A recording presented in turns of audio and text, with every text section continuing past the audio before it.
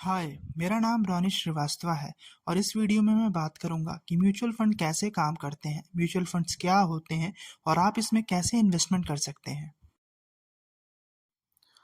Mutual fund companies को हम asset management companies भी कहते हैं क्योंकि यहाँ पे पैसा हमारा होता है और इसे मैनेज कोई और करता है।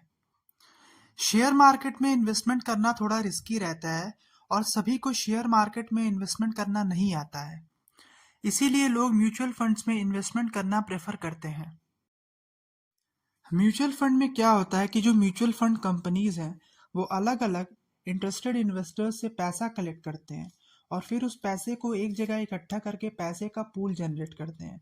फिर उस पैसे को डाइवर्सिफाइड मैनर में डिबेंचर्स में, बॉन्ड्स में, अलग अलग कंपनीज के शेयर्स में इन्वेस्ट कर देते हैं।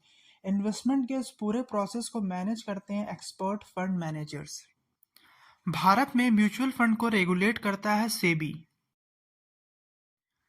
सपोज करिए किसी ने 10,000 इन्वेस्ट किया, किसी ने 20,000, किसी ने 30,000। ऐसे करके कंपनी ने टोटल 100 करोड़ जमा कर लिया। अब इस 100 करोड़ को वो डाइवर्सिफाइड मैनर में इन्वेस्ट करेगी। 2 करोड़ का उसने टीसीएस के शेयर्स खरीद लिए, 2 करोड़ का उसने टाटा स्टील्स के शेयर कर लिए। ऐसे करके वो अलग अलग तरीके से डाइवर्सिफाइड मैनर में इस पूरे पैसे को इन्वेस्ट करेगी। जब भी एक म्यूचुअल फंड कंपनी एक नया स्कीम लेकर आती है तो उसे कहते हैं new fund offer. New fund offer के अंदर कंपनी बताती है कि इस पूरे पूल्ड अमाउंट को वो कहाँ पे इन्वेस्ट करेगी और एक टाइम पीरियड डिसाइड करती है कि किस टाइम पीरियड के बीच आप इन्वेस्टमेंट कर सकते हैं इस स्कीम के अंडर। अभी जो इंटायर इन्वेस्टमेंट है म्यूचुअल फंड स्कीम के तहत, इसे यूनिट्स में डिवाइड किया जाता है जिसका फेस वैल्यू 10 रुपये होता है। इसको हम समझते हैं एक एग्जाम्पल के साथ।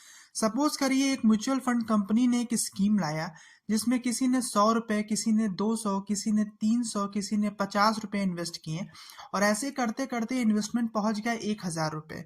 तो अब म्यूचुअल फंड कंपनी करेगी क्या, इस 1,000 रुपये को यूनिट्स में तोड़ेगी, 10 रुपये से डिवाइड करेगी क्योंकि यहाँ पे फेस वैल्यू 10 रुपये है। तो जब वो 1,000 जो टोटल इन्वेस्टमेंट है इसे 10 रुपये से डिवाइड करेगी तो टोटल नंबर ऑफ यूनिट्स निकल के आएंगे जो है 100। अब ये यूनिट्स इन इन्वेस्टर्स में बढ़ जाएंगे। अगर एक यूनिट 10 रुपये का है तो जिसने 100 रुपया इन्वेस्ट किया उसे मिलेंगे 10 यूनिट, जिसने 200 इन्वेस्ट किया उसे मिलेंगे 20 यूनिट, जिसने 300 इन्वेस्ट किया उसे मिलेंगे 30 यूनिट और जिसने 50 इन्वेस्ट किया उसे मिलेंगे 5 यूनिट। यहाँ पे एक यूनिट का दाम है 10 रुपया, तो इसे कहते हैं net asset value of the scheme. जब ट्रेडिंग होगा तो उस दिन जब इन्वेस्टमेंट ऊपर और नीचे जाएगा उसी रेशियो में यूनिट्स के वैल्यू भी ऊपर और नीचे जाएंगे। इसे हम इस एग्जाम्पल से समझते हैं। सपोज करिए अगले दिन ट्रेडिंग हुआ और इन्वेस्टमेंट 1,000 से बढ़कर 1,100 का हो गया, तो अब एक यूनिट की वैल्यू हो गई 11 रुपये। तो जिस इन्वेस्टर ने 100 रुपये इन्वेस्ट किए थे उसके पास थे 10 यूनिट और अब एक यूनिट का दाम 11 रुपये है, तो इसका 100 रुपये का इन्वेस्टमेंट चढ़कर हो जाएगा 110 रुपये का। इसी तरीके से जिसने 200 रुपये इन्वेस्ट किए थे वो इन्वेस्टमेंट चढ़कर हो जाएगा 220 रुपये का। जिसने 300 रुपये इन्वेस्ट किए थे वो इन्वेस्टमेंट चढ़कर हो जाएगा 330 रुपये का। जिसने 50 रुपये इन्वेस्ट किए थे वो इन्वेस्टमेंट चढ़कर हो जाएगा 55 रुपये का। तो ये वो केस था जहां पे इन्वेस्टर को प्रॉफिट हो रहा है।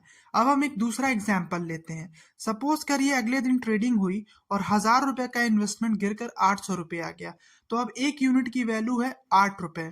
तो जिसने 100 रुपये इन्वेस्ट किए हैं उसके पास थे 10 यूनिट, तो अब उसका इन्वेस्टमेंट गिरकर हो गया 80 रुपये। जिसने 200 रुपये इन्वेस्ट किए थे उसका इन्वेस्टमेंट गिरकर हो गया 160 रुपये। जिसने 300 रुपये इन्वेस्ट किए थे उसका इन्वेस्टमेंट गिरकर हो गया 240 रुपये और जिसने 50 रुपये इन्वेस्ट किए थे उसका इन्वेस्टमेंट गिरकर हो गया 40 रुपये।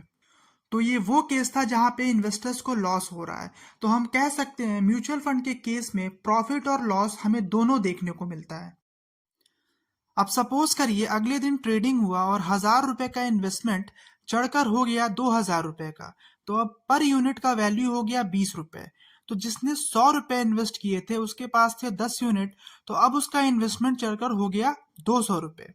अब ये जो इन्वेस्टर जिसने 100 रुपये इन्वेस्ट किए थे इसे पैसे की जरूरत है, ये चाहता है कि अपने 200 रुपये को विड्रॉ कर ले, तो ये क्या करेगा, अपने यूनिट्स को म्यूचुअल फंड कंपनी को सरेंडर कर देगा और म्यूचुअल फंड कंपनी क्या करेगी, 200 रुपये के इन यूनिट्स को सेल कर देगी। तो अब म्यूचुअल फंड कंपनी के पास इस स्कीम के अंडर सिर्फ 90 यूनिट्स बचेंगे जिसका इन्वेस्टमेंट वैल्यू होगा 1800 रुपये। म्यूचुअल फंड्स में आप दो तरीके से इन्वेस्ट कर सकते हैं, एक है लम सम इन्वेस्टमेंट और एक है सिस्टमैटिक इन्वेस्टमेंट प्लान। जो लम सम इन्वेस्टमेंट है इसमें आप एक बड़ा अमाउंट एक ही बार इन्वेस्ट कर देते हैं, लेकिन सिस्टमैटिक इन्वेस्टमेंट प्लान में आप मंथली बेसिस पे यहाँ पे इन्वेस्टमेंट करते हैं। यहाँ पे एक सर्टेन अमाउंट आप हर महीने इन्वेस्ट करते हैं। म्यूचुअल फंड दो तरीके के होते हैं, एक क्लोज एंडेड, एक ओपन एंडेड। क्लोज एंडेड में एक फिक्स टाइम पीरियड के दौरान ही इन्वेस्टमेंट पॉसिबल है। जब कंपनी अपना एनएफओ लेके आती है तो एक टाइम पीरियड डिसाइड करती है, से फॉर एग्जांपल 1 जनवरी टू 30 जनवरी। अब इसी पीरियड में इन्वेस्टमेंट पॉसिबल है, इस पीरियड के बाद इसमें किसी तरह का कोई इन्वेस्टमेंट नहीं होगा। दूसरे तरफ है ओपन एंडेड, यहाँ पे कंपनी अपना एनएफओ लेके आएगी, एक टाइम पीरियड डिसाइड करेगी जिसके बीच में इन्वेस्टमेंट होगा। टाइम पीरियड खत्म हो जाने के बाद भी इसमें इन्वेस्टमेंट हो सकता है। सपोज करिए कंपनी ने अपना एनएफओ लाया और एक टाइम पीरियड डिसाइड किया, और अगर मैंने इस एनएफओ में इन्वेस्ट किया उस टाइम पीरियड के बीच में, तो मेरे लिए एक यूनिट का प्राइस 10 रुपये होगा। अब सपोज करिए टाइम पीरियड खत्म हो गया, इन्वेस्टमेंट 1000 से चढ़कर 2000 हो गया, अब पर यूनिट की वैल्यू हो गई 20 रुपये। अब एक दूसरा व्यक्ति है जो इसी स्कीम में इन्वेस्ट करना चाहता है और उसने इस स्कीम में 100 रुपये इन्वेस्ट किए। अब एक यूनिट 20 रुपये का है तो उसे मिलेंगे सिर्फ 5 यूनिट्स। अगर उसने टाइम पीरियड के दौरान इन्वेस्ट किया होता तो उसे 10 यूनिट मिलते, लेकिन अब उसे मिलेंगे सिर्फ 5 यूनिट, क्योंकि अब एक यूनिट 20 रुपये का है। तो अब कंपनी का टोटल इन्वेस्टमेंट हो जाएगा 2100 और कंपनी के टोटल यूनिट्स हो जाएंगे 105। सिस्टमैटिक इन्वेस्टमेंट प्लान सिर्फ ओपन एंडेड म्यूचुअल स्कीम में पॉसिबल है।